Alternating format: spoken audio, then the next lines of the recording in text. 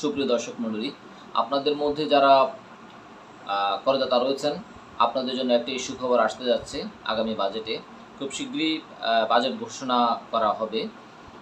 প্রস্তাবিত বাজেটে করমুক্ত আয়সীমা বর্তমানে যা রয়েছে তার চাইতে আরও 25 থেকে 50,000 টাকা বাড়ানোর প্রস্তাব করা হতে পারে বলে খবর পাওয়া গেছে।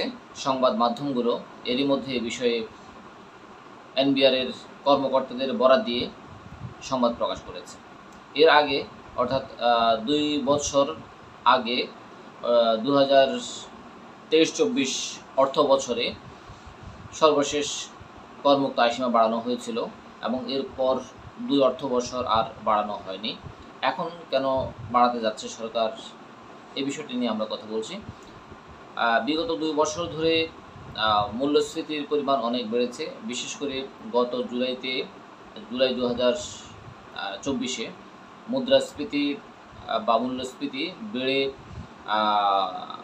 14.10% পৌঁছায় এবং এটি বিগত অনেক বছর, সম্ভবত 13 বছরের মধ্যে সর্বোচ্চ পর্যায়ে পৌঁছেছিল।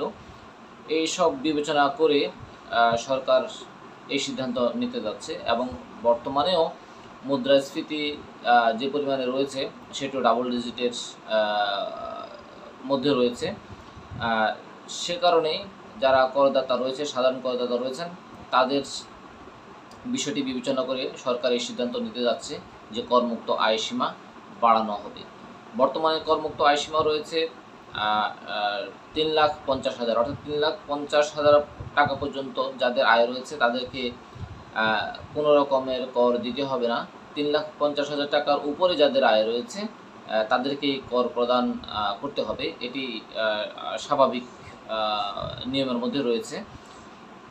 বর্তমানে যেই প্রস্তাবনা আসছে বাজেটে, সেখানে 25,000 টাকা থেকে 50,000 টাকা পর্যন্ত আরও যুক্ত হতে পারে করমুক্ত আয়সীমা, অর্থাৎ 3,50,000 টাকা থেকে বাড়িয়ে সেটি 3,75,000 টাকা অথবা 4 লাখ টাকায় গিয়ে পৌঁছতে পারে, এমনটি খবর পাওয়া যাচ্ছে। দর্শক মণ্ডলী, এই ছিল আমাদের বাজেট নিয়ে সর্বশেষ যেই সংবাদ আমাদের কাছে আসছে সেটি আপনাদেরকে জানিয়ে দিলাম। ভালো থাকবেন আপনারা সবাই। ধন্যবাদ সবাইকে।